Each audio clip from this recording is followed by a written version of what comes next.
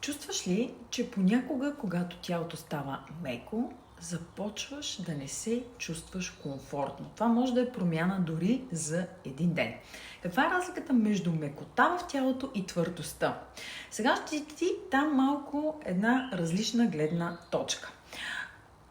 Има ли такова чувство, когато ти започнеш и когато искаш да си стегната, да усещаш тази твърдост в тялото, всъщност това те кара да се чувстваш по-стойностна, това те кара да се чувстваш по-добра, това те кара да се чувстваш по-красива. И сега ще ти кажа какво седи за това.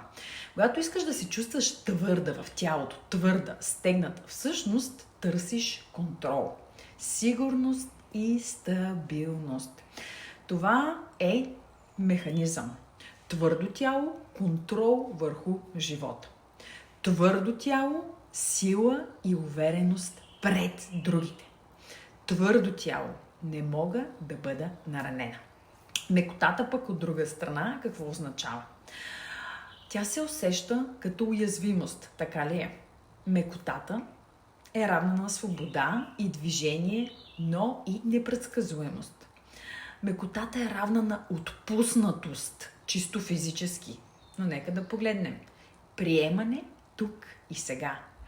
Може би ти е предизвикателно с това. За много жени, особено тези, които са израснали с идеята, че трябва да бъдат силни, че трябва да бъдат стегнати, че трябва да бъдат перфектни, за тях мекотата, чуйте ме, за тях мекотата се усеща като какво? Загуба на контрол. Да. Подуването и усещането за мекота. Истински вярвам, че много голям процент от дамите тук ще се препознаят и това ще им бъде много полезно. Коремът често е свързан с емоции, приемане на себе си. Когато усещаш подуване или мекота около самата коремна област, най-вероятно неволно се появява вътрешен глас. Това не съм аз. Тялото ти казва, имам право да бъда тук и сега. В мекота съм. Съзнанието ти се съпротивлява, защото това противоречи на вътрешната ти програма за контрол и перфектност. Да, прекрасна. Ако трябва да си запази това видео и го чуй няколко стотин пъти. Това е причината да се дразниш на така пухкавите меки части, мускули или усещане за мекота. Не е телесна характеристика, а емоционална реакция към уязвимостта и приемането на себе си такава, каквато си сега.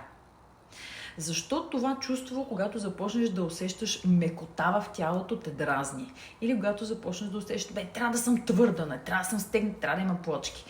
Тялото ти е знак за естествените процеси. Отпуснатост, пълнота, движение, релакс. Мозъкът ти е свикнал да свързва мекотата с недостатъчност. Всеки път, когато се чувстваш пухкава или мека, старата програма какво казва? Трябва да бъда стегната, за да съм добра, успешна и желана. Чуй това. Трябва да бъда стегната и твърда, за да съм добра, успешна и желана. Тоест, дразненето на тялото е вътрешна част. Ето сега какво да направиш. Как да приемеш тази мекота като част от живота, а не просто постоянно да се бориш за някакво твърдо стегнато тяло. Когато позволиш мекотата да бъдеш ти. Първо освобождаваш напрежението в корема и таза. Учиш твоята вътрешна нервна система, че не контролът и понякога да пуснеш контрола е абсолютно безопасно.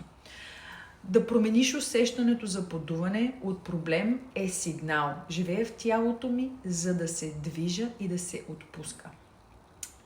Мекотата и стегнатостта не са противоположности.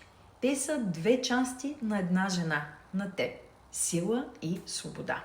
Сега ти давам една много малка осъзната практика. Сложи ръка на твоето коремче. Поеми 3 пъти дълбоко въздух. Бавни вдишвания.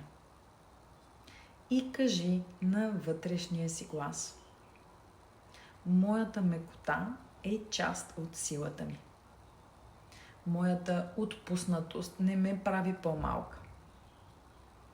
Усети как корема леко се отпуска, без да опитваш да го стягаш.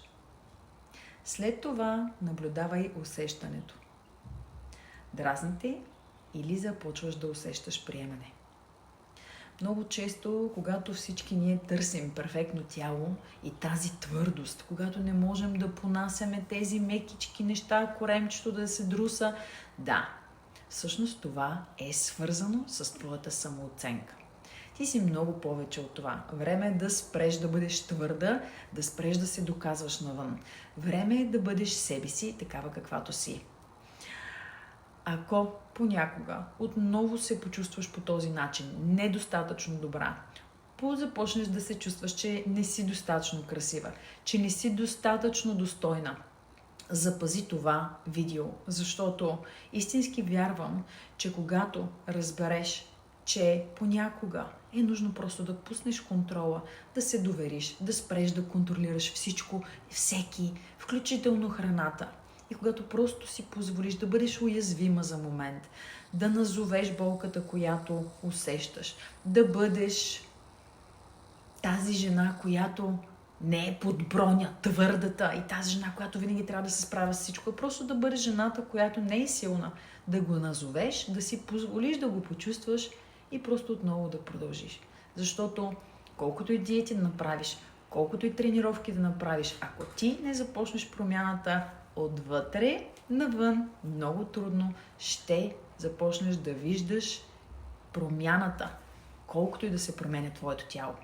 Аз съм Радина Енева и съм ментор за трансформация на тялото, като започваме промяната отвътре навън. Благодаря ти, че остана с мен в това видео и ти пожелавам бъди благословена.